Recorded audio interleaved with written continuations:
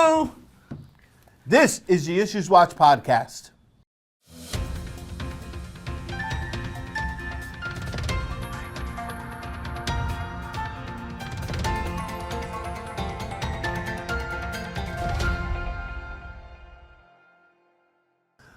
Hello and welcome to the IssuesWatch podcast. I'm Brad Muniz, your host for the bi-weekly accounting and auditing episodes. I'm an assurance principal at Clifton Larson Allen. And back with me today is Frank Boudelay, an emeritus partner at Witham and my co-presenter for the Society's Law and Ethics webinar.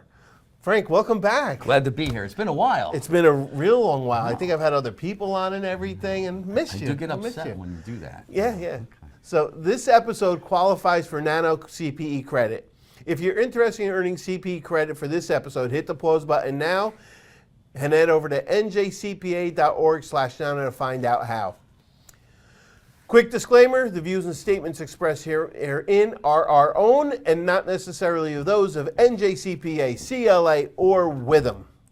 Okay, Frank, you jumped out of nowhere and said peekaboo. I did. Where does peekaboo come from that you say that? Now, I'm not going back to the child's game, but... It's an acronym that stands for the Public Company Accounting Oversight Board. Right. When we used to call it peekaboo. Which is odd because it's peekaboo, but the O's before the I know. before the B. I never understood that. That's why I couldn't. That's why I didn't know what it was. Right, and I bet you a lot of people out there don't remember it being called peekaboo, but that's where it came from. Not as old as us. So I was reading an email last night from the PCAOB, and I'm struggling not to say peekaboo, from the PCAOB, wherein 4 firms were fined, were sanctioned. Now, we don't bring up the names or anything. We're not here to bash them, but the PCAOB is big on issuing sanctions this past year. Okay.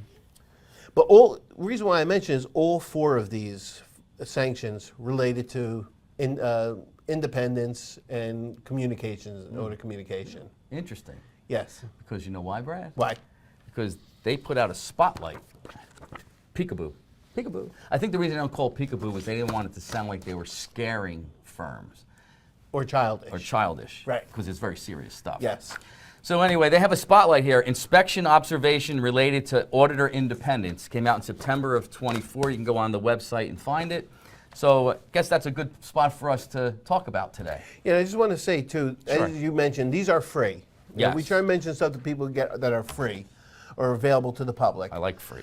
And the reason why I know people are out there going, peekaboo, they're talking about this again, they're talking PCAOB, I don't do public company auditing. Frank and I always say, we focus on public company stuff because of the trickle-down effect. And the stuff you're going to talk about here, Frank, probably relates to it. So what were you seeing in the spotlight? Well, in the spotlight, there's a little figure 3 that goes into the major areas that they found comments on. And it was funny because in there they have a chart also with these comments and said the chart will equal more than 100%. The reason is because there's more than one comment on a firm. So, because I was looking at it like that's more than 100%. Then I had a little notation, so they were reading my mind. So they actually have a chart here of where most of the comments were, and the number 1 comment, 34% in 23. And it's been pretty consistent between 22 and 21, was audit committee pre-approval services. Now again, typically on public audits, you have to get approval from the audit committee for any other services besides the audit. Well, the audit is approved by the board, but then if you want to do tax services or any other type of consulting, the audit committee has to approve that. We don't typically have that for the AICPA audits. We don't typically go to the board, but if they do have an audit committee, the auditor should be communicating with the audit committee if a non-public company has an audit committee.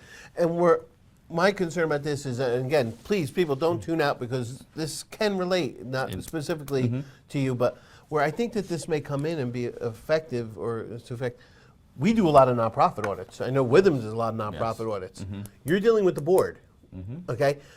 And if you get, a lot of times though, you get engaged by the executive director. Executive director may not be on the board. They're not part of governance. They're part of management. Right. And that's where some of this stuff, so you do stuff because management asked you to, the board's going to say, who told you you're allowed to do that? Correct. So this stuff does bleed into other areas. So, it does bleed in, and again, most non-for-profits, they started going to they wanted firm rotation. When the PCAOB required partner rotation, nonprofits said, well, our fiduciary responsibility is to have firm rotation. So they started wanting firms to rotate every 5 years. So those boards take it very serious, the nonprofits, and they start mimicking what's out there in the public company arena.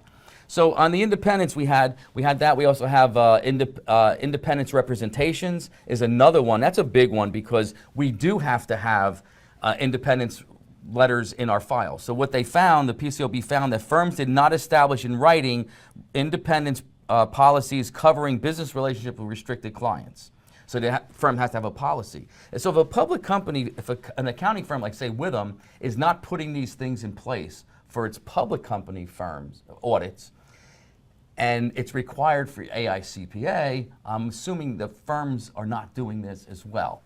Because Not you would Witham. think, not Witham. No, Witham's doing it right. Witham's doing it right. ABC firm, my friend's firm. My friend's firm.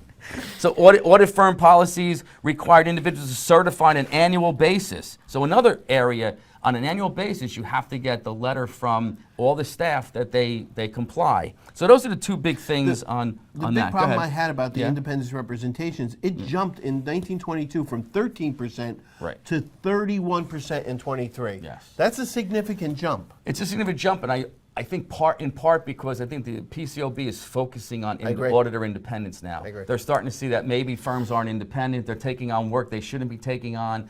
Some of the things, as we go through this, some of the things they found were that they were doing work for subsidiary companies on a consolidated basis, and they weren't necessarily independent on the subsidiary, and that flowed into the regular audit. So that's where the independence, I think, really became the focal point for the PCAOB. And here's how bad this creeps into our mind about this. I was playing golf with somebody one day, and he works for a larger firm, very reputable larger firm, and he does public company work. He said, "Oh yeah, I lucked out. I got some new work for my client for X million of dollars." And instead of me saying to them, "Good going, good for you," in the back of my mind, I thought, "Oh wow, I wonder if there's going to be any independence issues or if there's going to be any notifications that they're going to have to do."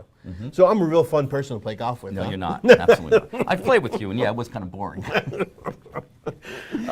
Some other areas here that they had were indemnification clauses. So basically, you're not. What they came out and said, you can't enter into an indemnification which seeks to assure the accountant immunity from liability for his own negligent acts, or whether of omission or commission of one of the major stimuli. So basically, they're saying you can't have indemnification clauses. What happened in the public company world was the main audit was fine. They didn't have that clause in the engagement letter, but they were auditing the subsidiary. And they did not take that clause out of the subsidiaries audit because typically, for AICPA purposes, we have those indemnification clauses in there. Right.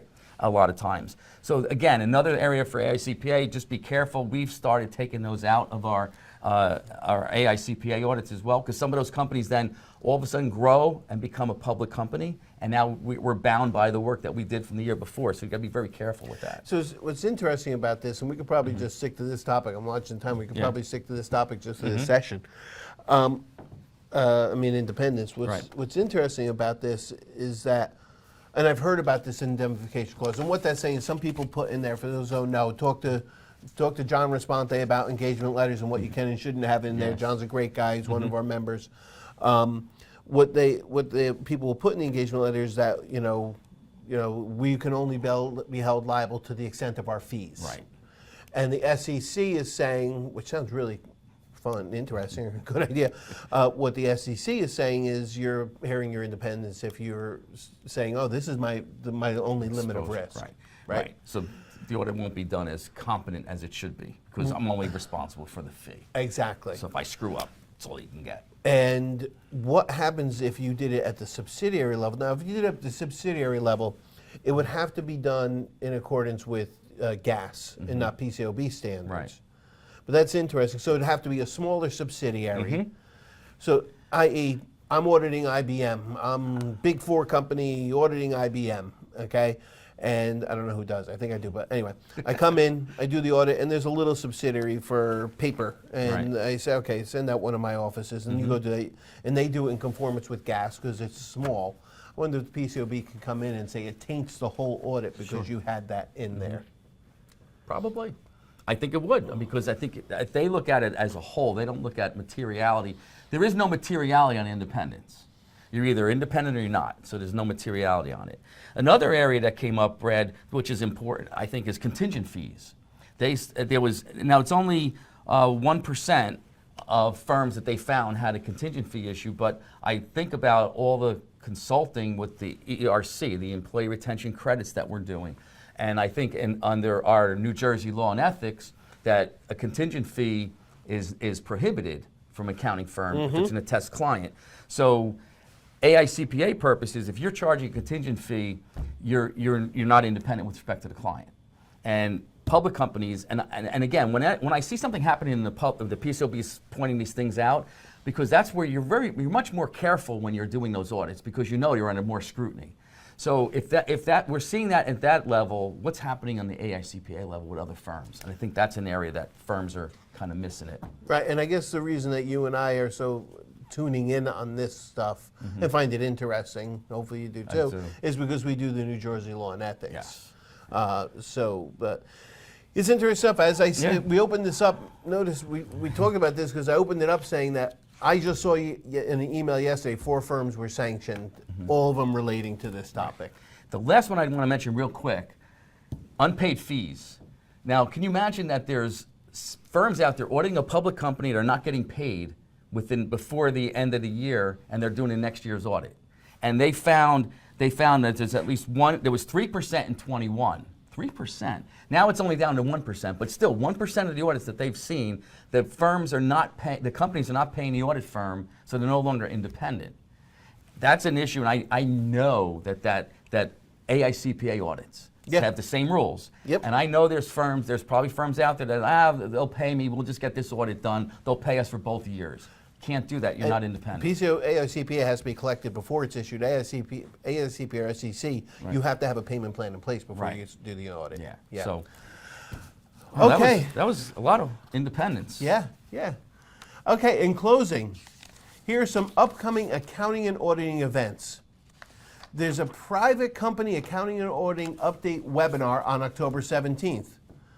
The Society's annual accounting and auditing conference is on October 23rd. You can attend virtually or in person in Roseland. Frank and I will be presenting. And the Southwest Jersey chapter is holding an in-person A&A update on October 24th in Haddonfield. Get information on these events and more at njcpa.org/events. And of course, be sure to join the Society's Accounting and Auditing Standards Interest Group. Sign up for free at njcpa.org/groups.